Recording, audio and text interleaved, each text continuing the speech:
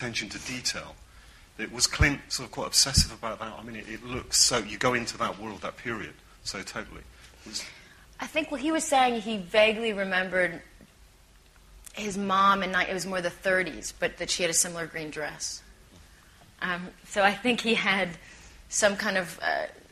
so it wasn't as much a duty to that time. It was really a love and an interest, and he grew up in Los Angeles, and it was more the history of Los Angeles, and I think everybody was kind of curious about that time. It's a very interesting time in Los Angeles, and even forgetting the corruption, just the detail of the 20s and what the 20s were like for people, and the red car, and the... But it was, he has a great team, and so it's Clint, but it's also the art director and the DP and everybody who just did their job so well, and the costume designer, just the detail everybody paid. There were things the costume designer had complete everything underneath my clothes, from the way they had their little bras to strap them down, or the little guard, or the things nobody would ever notice. But still there. Everything was precise. And I think that does something to a film when it's there. You could open up a drawer in her house and you'd find Life magazines from 1928 or whatever it might be. It was just nothing was done halfway. The young lady there, second row first. Sorry. Hi, Angelina.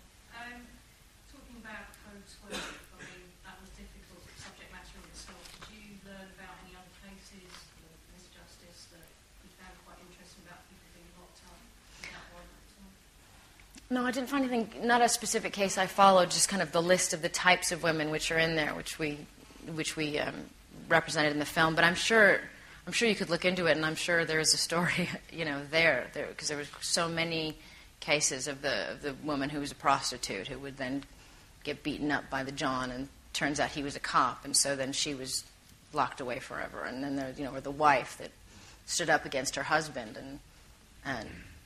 and he was a cop, so she suddenly is in a mental institution for the rest of her life, and things like that. That was just, so each of them, I'm sure, extraordinary stories. Your turn now. Can I ask how the twins are and how you're going to spend their first Christmas? They're good. They're upstairs, and hopefully sleeping. And we don't know. We're deciding what to do exactly for Christmas.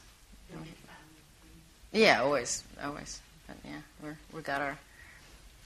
we're trying to figure it out. We've got our plans. We've got our mom and dad plans. And do you get any sleep on Christmas Eve? You're so excited children. we're usually exhausted from that at that point.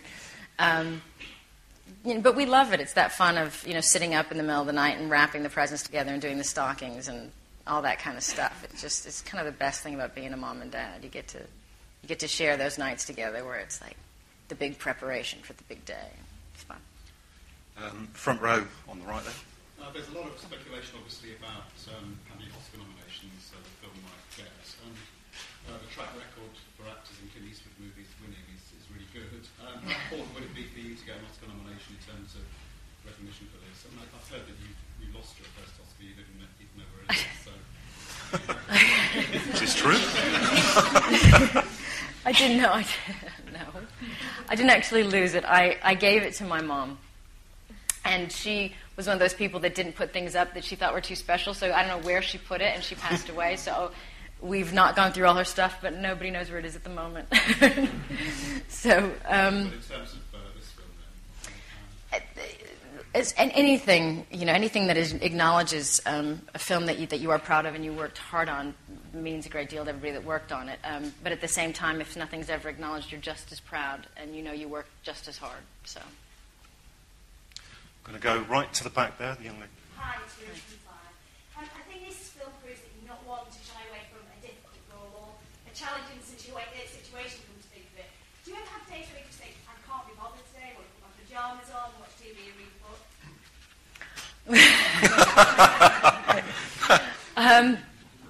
As I said, I've been home for the last year, so, and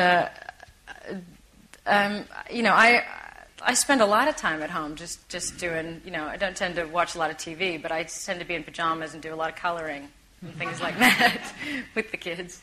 Yeah, I do. I'm going to go to Angelina, given the subject matter of this extraordinary woman bringing down administration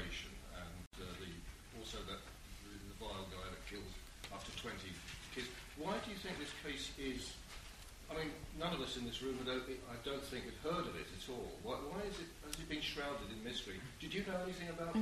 No. It is bizarre. It was. I can imagine the writer of the film. I had a friend, I think, that worked in a library who kind of called him and said, "We've got all these old discs of all the old front pages of LA Times, and you curious to see them?" And he thought, sure. And he went in, and you can imagine what he must have felt when he started to put the discs in the front page of so many of them were the Collins case, and then he'd look more, and then it would be now she's in, she's missing, and now she's in, and then now there's a slaughterhouse of all these children, and it's kind of unbelievable that it hadn't been done before, and it was an amazing discovery. I'm sure sitting alone in that room for that guy with all those different papers.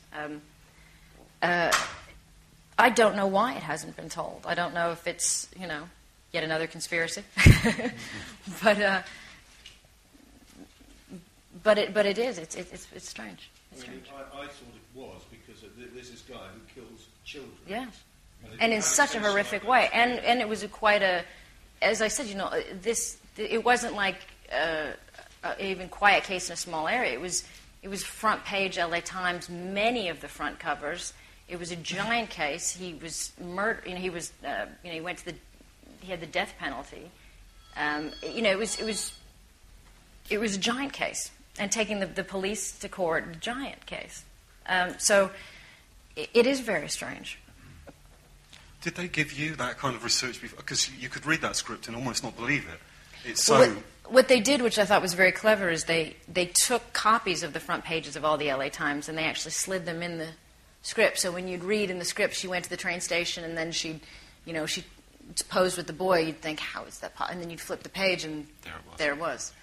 So that was a very smart thing to do.